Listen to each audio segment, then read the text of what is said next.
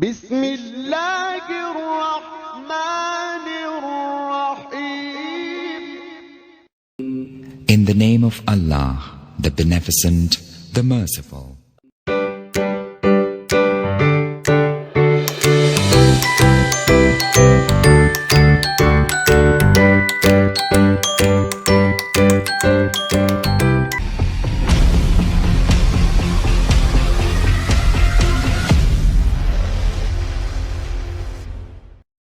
السلام علیکم ورحمۃ اللہ وبرکاتہ. عزیز طلباء و طالبات، ہمارے اس یوٹیوب چینل پر آپ تمام کا استقبال ہے. آج کے اس ویڈیو میں ہم جماعت پنجم مضمون اردو بریچ کورس کے 41ویں دن کی سرگرمی دیکھنے جا رہے ہیں. ویڈیو کے نیچے سبسکرائب بٹن پر کلک کیجئے اور بیل آئیکن کو پریس کیجئے تاکہ بریچ کورس سے متعلق نئے ویڈیو آپ تک پہنچتے رہے. آپ ہمارے یوٹیوب چینل کے پلے لسٹ میں بھی جا کر اپنی جماعت سے متعلق مزید ویڈیو دیکھ سکتے ہیں.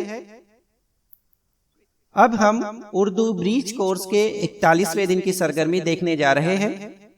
صلاحیت اور تصورات میں اگر ہم دیکھیں تو یہاں لکھا ہے حصہ قواعد مذکر اور مؤنث.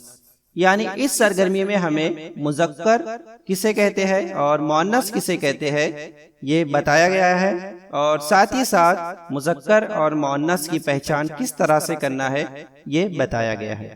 نیچے دیکھتے ہیں، آؤ معلوم کریں.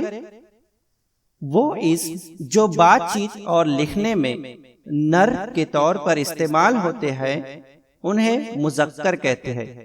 یعنی وہ اسم جو بات چیت اور لکھنے میں نر یعنی میل، جس کو ہم میل کہتے ہیں، استعمال ہوتے ہیں انہیں مذکر کہتے ہیں.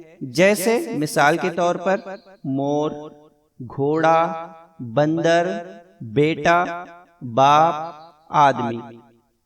تو یہ ساری مثالیں جو ہے وہ مذکر کی ہے، یعنی نر جس کو ہم میل کہتے ہیں ان کی تمام یہ مثالیں ہیں. یعنی آپ کو یہ سمجھ میں آ گیا ہوگا کہ ہم مذکر کسے کہتے ہیں. یہ جو نر ہوتے ہیں انہیں ہم مذکر کہتے ہیں.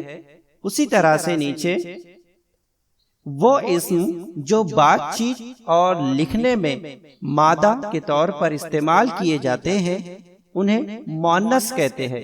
یعنی فیمیل کے طور پر ہم جس کو استعمال کرتے ہیں وہ مؤنث کہلاتے ہیں. جیسے بیوی، بکری، گائے، شیرنی وغیرہ. یعنی یہاں پر جو ہے مؤنث ہم کس کو کہیں گے؟ جو فیمیل ہے یا مادہ ہے اس کو ہم مؤنث کہیں گے. نیچے دیکھتے ہیں، آؤ اہلیت پیدا کریں. درجہ ذیل مذکر اور مؤنث کی درجہ بندی کیجئے. یہاں نیچے جو ہے آپ کو مذکر اور مؤنث کی کچھ مثالیں دی گئی ہے.